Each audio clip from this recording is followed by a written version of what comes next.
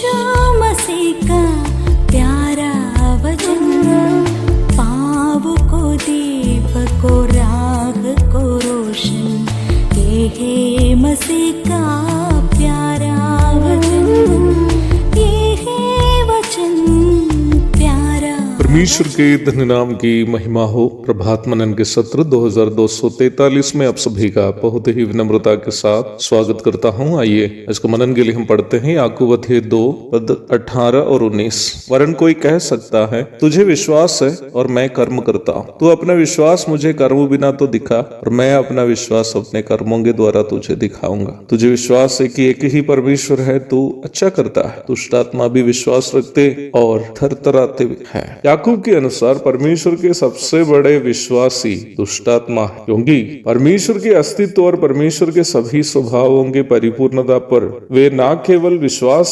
करते हैं बल्कि थरथराते भी हैं। हम सभी जो दावा करते हैं कि परमेश्वर पर विश्वास रखते हैं, कभी भी उस विश्वास के कारण भय से थरथराते नहीं। वचन में भी हम कई ऐसे दृष्टांत को देखते हैं जब प्रभु यीशु मसीह को देखकर दुष्टात्माएं कांपे हैं। मत्ती 8:29, मरकुस 5:6-7 आदि पढ़िएगा। वे इसलिए परमेश्वर से डरते हुए थरथराते हैं क्योंकि वे न केवल परमेश्वर के अस्तित्व और गुणों की जानकारी रखते हैं बल्कि वे ये विश्वास भी करते हैं कि परमेश्वर के उन सभी गुण यूं ही रखने की बातें नहीं है, बल्कि परमेश्वर उन गुणों का उपयोग करने की क्षमता भी रखता है। उदाहरण स्वरूप बोलूं तो गदरनियों के देश के उस व्यक्ति में जितने दुष्टात्माएं वास कर रहे थे, वे यीशु मसीह को देखकर इसलिए डरे क्योंकि वे ये विश्वास करते थे कि यीशु मसीह में उन सभी को न केवल उस आदमी से बाहर करने की क्षमता है बल्कि उन्हें नरक में डालने की भी क्षमता है। दुष्ट आत्माओं के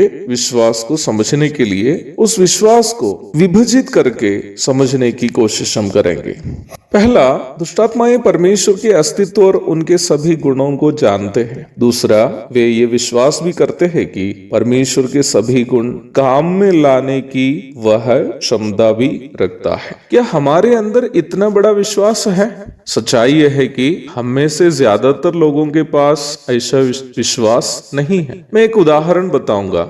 यदि आप लोगों में से अर्थात मसीही विश्वासियों से मैं पूछूं कि क्या आप विश्वास करते हैं कि परमेश्वर ने शून्यता से सब कुछ को बनाया, तो मैं जानता हूं कि आप सभी ये कहेंगे कि हाँ, हम विश्वास करते हैं। तो आपसे मेरा अगला प्रश्न है यह है कि क्या आप में से कितने ऐसे लोग हैं जो अपने जीवन के किसी अनिवार्यता की पूर्ति नहीं होने से चिंतित नहीं हुए? शायद ही कोई होगा। इसका मतलब हम ये दावा करते हुए भी कि परमेश्वर ने शून्यता से सारी वस्तुओं की सृष्टि की है, हम ये विश्वास नहीं करते हैं कि अपने जीवन की अनिवार्यता की पूर्ति परमेश्वर कर पाएंगे। अब आप में से कितने लोग हैं ये कहने का हिम्मत करेंगे कि आप वास्तव में परमेश्वर पर विश्वास करते हैं? एक और मजेदार घटना मैं आपको बताऊंगा। एक कलीसिया में पास्टर साहब स्वर्ग के बारे में प्रचार कर रहा था। उन्होंने प्रचार किया कि जितने प्रभु यीशु मसीह पर विश्वास करते हैं वे सब यदि मर भी जाए स्वर्ग जाएंगे। तब उन्होंने विश्वासियों से एक सवाल किया, क्या आप विश्वास करते हैं कि आप मरने के बाद स्वर्ग जाएंगे? सभी कोई बताया कि हाँ, हम विश्वास करते हैं कि यदि हम मर भी जाए प्रभु के पास स्वर्ग जाएंगे। तब उन्होंने उन लोगों से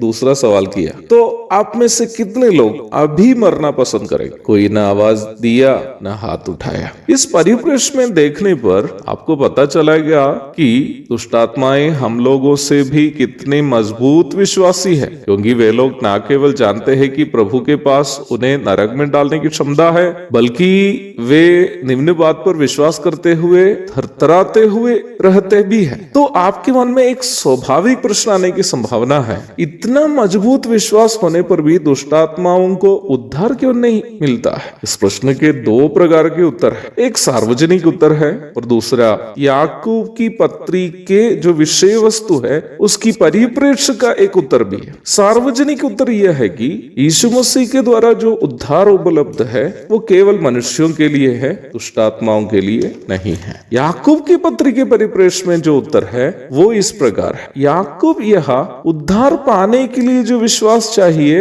उसकी चर्चा नहीं कर रहा है, बल्कि उद्धार पाए हुए लोगों को परमेश्वर को प्रसन्न करने वाला एक जीवन बिताने हेतु जो विश्वास चाहिए उसकी चर्चा कर रहा है। दुष्ट आत्माओं का विश्वास परमेश्वर को प्रसन्न करने हेतु इसलिए सक्षम नहीं है क्योंकि उसका विश्वास उनमें परमेश्वर के स्वभाव प्रकट करने में सक्षम नहीं है। यदि परमेश्वर पर हमारा विश्वास से परमेश्वर हम पर प्रसन्न होना हो तो परमेश्वर के स्वभावों को हमें अपने जीवन से प्रकट करना होगा, जिसमें दूसरों के प्रति दया और अनुकंपा दिखाना अनिवार्य है। एक और शुभ दिन की धन्य कामनाओं के साथ आज का मनन में यहाँ समाप्त करता हूँ। प्रभु आप सबको आशीष दे। पापी को मुक्ति का द्वार है, संत को मार्ग का दर्शक है, विश्वास जो करते हैं उसके लिए अनंत जीवन का